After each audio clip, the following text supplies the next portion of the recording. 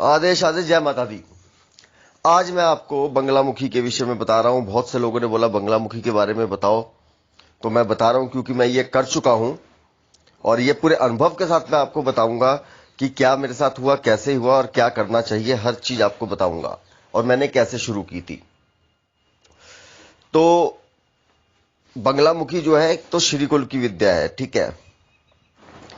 और कालीकुल की नहीं, हम तो कालीकुल के उपासक है, श्रीकुल के उपासक नहीं है। तो ये कालीकुल श्रीकुल की विद्या है। 10 महाविद्याओं में 8वीं महाविद्या है। प्रथम महाविद्या महाकाली की है। तो बहुत पहले की बात है कि एक राजकुमार जी थे क्या है अभी भी, फेसबुक में थे। तो मेरा उनसे संपर्क हुआ तो मैंने उनको बोला कि मेरे को दिक्कत परेशानी है, हालांकि शक्तियां पूर्ण थी। तो मैंने कहा मेरे को दिक्कत परेशानी है। तो उन्होंने बोला, तो मैंने कहा गुरुजी बोलता हूं मैं उनको अभी भी। तो उस वक्त मैंने गुरुजी बोला था।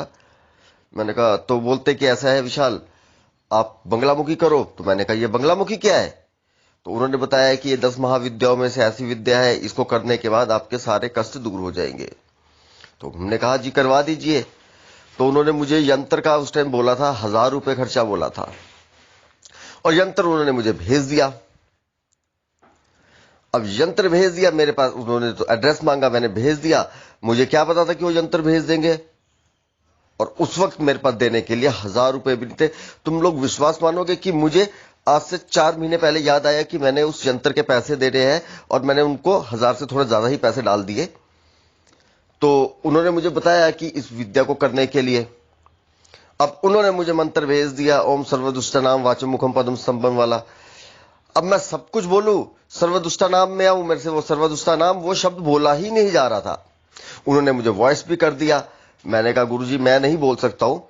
फिर ये सर्वदुष्टानाम जब एक और साधक मिले, उनको भी गुरु तुल्य ही है वो भी मेरे, मैं बहुत लोगों के सानिध्य में रहा हूं, तो वो भी बहुत प्यार करते हैं मेरे से, वो शर्मा गुरुजी बोलता हूं मैं उनको। तो उन्होंने जिस दिन मुझे अपनी वाणी से ये मंत्र दिया, क्योंकि उन्होंने स्वयं वो सिद्धि करके रखी हुई थी, तो मुझे क्षण भर भी नहीं लगा इस मंत्र को याद करने के लिए और बोलने के लिए। तो मैंने बोला कि मेरे से ये मंत्र नहीं बोला जाएगा, तो अब क्या करूं? तो उन्होंने फिर मुझे एक मंत्र दिया छोटा, जो मंत्र मैं आपको देने वाला हूं। और जब मैंने साधना की, तो साधना में मैं सच बता रहा हूं कि साधना करने के दौरान मेरे को एक जो है जॉब का ऑफर आया। हालांकि मैंने अपनी जिंदगी में काफी साल पहले जॉब किए थे और 2 दिन से ज्यादा मैंने वो जॉब भी नहीं कर पाया, क्योंकि मुझे आदत ही नहीं थी जॉब करने की, कि नौकरी करूं। हर एक परिस्थिति, हर एक सब कुछ देखा है मैंने और उसी के आधार पर तुम लोगों को सिखाने की कोशिश करता हूं कि चलो आज हूं कल नहीं हूं, जब तक हूं तो कुछ सिखा सकता हूं तो सिखा देता हूं। तो इसमें क्या हुआ, काम वासना की उत्पत्ति बहुत ज्यादा हो गई, हद से ज्यादा। इस मंत्र से इतनी ज्यादा हो गई कि मेरे को अपना ब्रह्मचर्य मेरा खंडित हो गया, अपने आप खंडित हो गया। वो बात अलग है कि अब तीसरे एक गुरु जी है, तो उन्होंने मुझे उसका बताया। तुम बोलोगे पता नहीं भाई कितने गुरु बनाकर बैठा है ये बंदा। तो फिर उन्होंने मुझे उसको नियंत्रित करने का अक्षर का दिया। तो मैंने हमेशा, आज भी मैं सीखता ही हूं, सीख कर ही सिखाता हूं।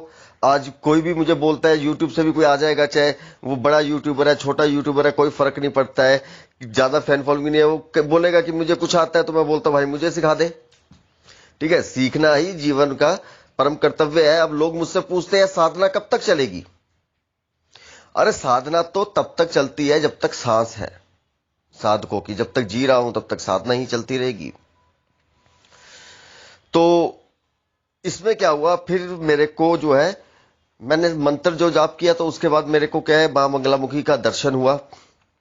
दर्शन में मां बंगलामुखी ने मुझे दिखाया कि तेरा एक बहुत बड़ा हवन कुंड लगेगा आने वाले समय में, जहां पर नोटों की बारिश होगी, लोग पैसा फेंकेंगे और तू किसी के 1 रुपए की तरफ नहीं देखेगा।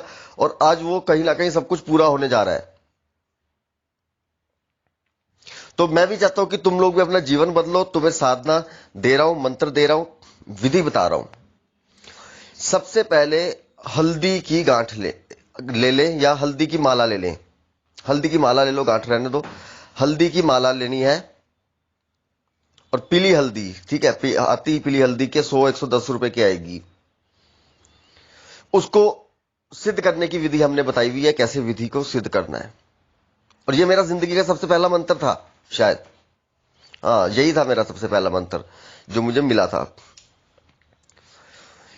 उत्तर या पूर्व दिशा की ओर मुख करके बैठना है, पीला आसन, पीले वस्त्र, पीले फूल, यह सब जो है बंगलामुखी के एक यंत्र का निर्माण करना है। सबसे पहले किसी भी पंडित से करवा लो, कोई भी पंडित कर देगा, उसको बोलो बंगलामुखी की देखो साधना जो है बिना यंत्र के नहीं होती है, भोजपत्र पे, ठीक है, भोजपत्र पे यंत्र का निर्माण होगा, वह शुद्ध होगा। मेरे पास हालांकि इतना समय नहीं रहता है कि मैं तुम लोगों को यंत्र बना कर दूं, लेकिन अगर तुम लोगों को नहीं मिलेगा तो चलो फिर मैं कोशिश करूंगा कि मैं सबको बना के दे दूं यंत्र। तो इसमें सबसे पहले जो है अष्टदल या स्वास्तिक का निशान रखकर पीले चावल के ऊपर यंत्र को रखा जाता है, मां की फोटो को नहीं रखा जाता। यंत्र को रखने के बाद संकल्प लिया जाता है, जैसे कि 1.25 लाख मंत्र का संकल्प लिया जाता है कि 41-31 दिन में एक समय भोजन करना पड़ता है, पीले वस्त्र डालने पड़ते हैं, ब्रह्मचर्य का पालन करना पड़ता है। मुझे तो 10 दिन में 10,000 मंत्र में मां के दर्शन हो गए थे। अब ये तुम्हारी ऊपर, तुम्हारी किस्मत है कि तुम्हें क्षण भर में हो जाए या 1.25 लाख में हो। दिन रहेगा गुरुवार, दिशा उत्तर या पूर्व, माला